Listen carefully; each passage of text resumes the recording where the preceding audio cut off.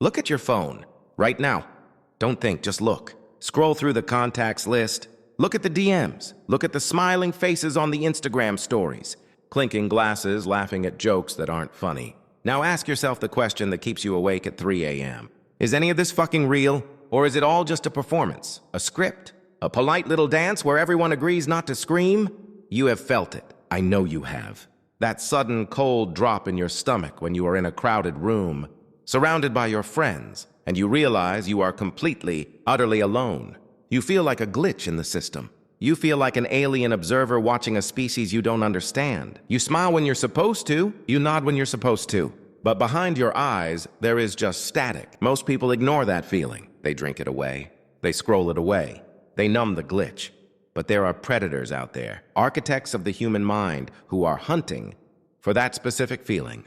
They are scanning the room right now. They aren't looking for the loudest person. They aren't looking for the richest person. They are looking for the person who isn't laughing quite loud enough. They are looking for you.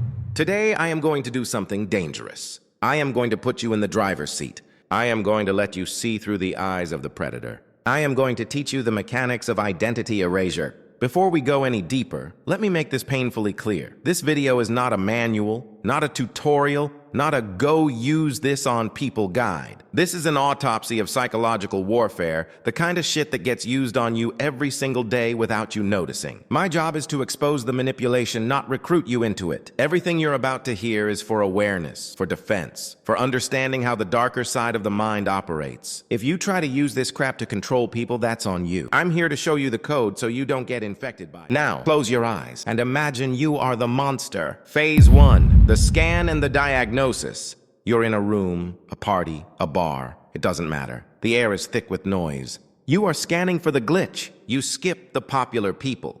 They are too invested in the game. You skip the quiet wallflowers. They are too fearful. You are looking for the one specific target, the disconnected observer. There, in the corner. Look at the guy checking his watch every 40 seconds. He's not checking the time. He's checking how much longer he has to pretend to be human. Look at the girl in the group conversation. Her mouth is smiling, but her eyes are dead. She's nodding, but her soul left the building 20 minutes ago. That is your prey. Why? Because they are starving for reality. They are drowning in the fake noise of the modern world, and they are desperate for a lifeline. You are going to walk up to them. You are not going to flirt. You are going to bypass their firewall entirely. You are going to offer them a diagnosis. You create a vacuum. You lower your voice so they have to lean in. You isolate them physically from the herd. And you say, look at them. It's exhausting, isn't it? You gesture to the room, to their friends. Watch that guy, you whisper. He's terrified of silence. That's why he's talking so loud. And her, she agrees with everything because she has no spine. Everyone here is performing. Everyone is lying. Watch their face. You will see a micro-expression of shock, followed immediately by a massive wash of relief. Their shoulders will drop. They will exhale. Why? Because you just read their mind. You just validated their deepest, darkest insecurity. I am not crazy. The world is fake. Now you set the hook. You create the binary universe. But you look them dead in the eye. You hold the gaze for 3 seconds. Just long enough to be uncomfortable, just long enough to feel intimate. You aren't doing it. I've been watching you. You're in pain. You're barely holding it together. You and I, we are different. We are the only ones brave enough to live without a mask. Do you see what you just did? You didn't just compliment them. You rewrote their reality. There is now the gray world of the sheep, the liars, the NPCs. And there is the technicolor world of you and them. They feel special. They feel chosen. They feel like they have been upgraded from a background character to a protagonist. And once they feel special, they are yours. Phase 2. The regression, the biology of obedience. Now, we have to talk about the mechanics of control. Why would an adult human being listen to what happens next? Why would they agree to blow up their own life? Because you are triggering a biological state called regression. Think about a child in a thunderstorm. When the thunder cracks, where does the child look? They look at the parent's face. If the parent looks scared, the child screams. If the parent smiles, the child feels safe. By positioning yourself as the only other real person in a world of fakes, you become the parent. You become the anchor. They start to check your face before they speak. They check your reaction to see how they should feel. They are handing you the admin keys to their emotional state. So you hand them a mission. You don't tell them to dump their friends. That triggers their defenses. That sounds controlling. No. You appeal to their new sense of superiority. You tell them to save their friends.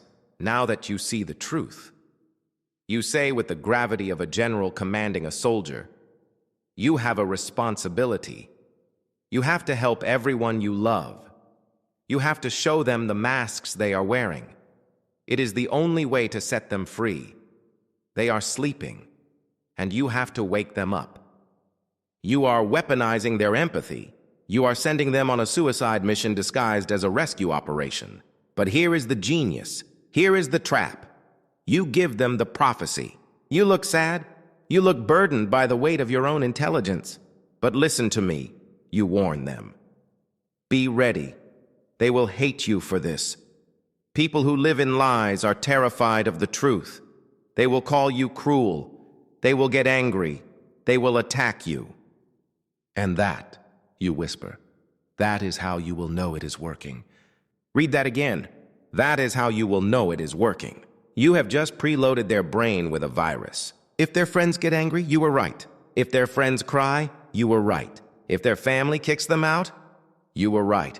You have rigged the game so that rejection equals success. So they go out, chest puffed out, high on the dopamine of truth, they go to the slaughter. Phase 3, the kamikaze run, visualizing the crash. I want you to visualize this. I want you to see the car crash before it happens. Your target, let's call him David, goes to Sunday dinner with his family. The people he has known his entire life. The roast chicken is on the table. The conversation is polite. And David decides to execute your code. He turns to his cousin, the one who posts happy selfies but complains about her husband. He says, "Why do you lie to everyone? Your happiness is a performance. It's pathetic. Just be real for once." The room stops. The forks freeze in midair. The silence is deafening. He turns to his best friend. "You don't actually like me. You just like that I listen to your problems. You're a narcissist." David isn't trying to be mean. In his head, he is the hero. He is breaking the chains. He is waking them up. He expects them to say, "Oh my God, David, you're right. Thank you." But the world doesn't work like that. The world runs on social lubrication. When you remove it, the engine seizes. The reaction is instant and brutal. The cousin cries. The best friend screams. His mother looks at him. And this is the worst part. She doesn't look angry. She looks scared. "Who are you?" she asks. "You've become so cruel." "I don't even know you anymore." David stands there, confused. His heart is hammering against his ribs. He just told the truth. Why are they attacking him? He feels the walls closing in. The dinner ends early. The group chat goes silent. The phone stops ringing. He is standing in the wreckage of his entire social structure. He is shivering. He is alone. And where do you go when you are broken? Where do you go when the world rejects you? You go back to the source. You go back to the monster. Phase 4. The kill shot, rewriting reality. David comes back to you. Look at the body language. Head down, shoulders slumped, hands shaking. He looks like a child who broke a vase. He is defeated. He whispers the words you have been waiting for. I tried to make them real. And now they hate me. They all left me. Maybe I'm wrong. Maybe I'm the bad guy. This is the singularity. This is the moment where you delete David and replace him with your shadow. If you were a normal person, you would comfort him. But you are the monster. You don't look sorry. You look proud. You look at him like he just returned from war with a Medal of Honor. That wasn't anger, you say softly. That was panic. David freezes. Panic? You made them look at their own fake smiles. You continue, and they got scared. They are terrified because you showed them a mirror. Their rejection isn't proof that you are wrong. It is proof that you are real and they are plastic. Boom. Reality inverted. You took his greatest pain, abandonment, and you turned it into a trophy. Look at what you just did. You say, you proved that you don't need them. Why would you want to connect with them anyway? They are NPCs. They are background characters. You and I, we are the main characters. We are the only thing that is real. And just like that, the trap slams shut. David will never try to connect with anyone else again. Why would he? Every time he tries, he gets hurt. The outside world is now hostile territory. You are his home. You are his God. You are his reality. He is no longer a person. He is a member of the cult of two. The funnel. Wake up. Now, snap your fingers. Wake up. Come back to the room. I told you that was a simulation, but we both know it wasn't. You have seen this. Maybe you saw a friend disappear into a relationship like this. Maybe you saw a family member get swallowed by a political movement that uses this exact script. The world is lying to you.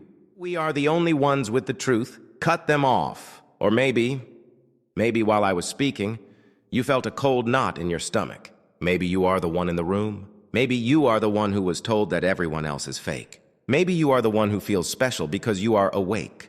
If that is you, listen to me. That is not enlightenment. That is a cage. The truth does not require you to be alone. Real love connects you to the world. It doesn't sever you from it. There are architects out there right now writing scripts for your life. They want to define your reality. They want to own your perception. I can show you the wires. I can hand you the wire cutters. But you have to be willing to see the game.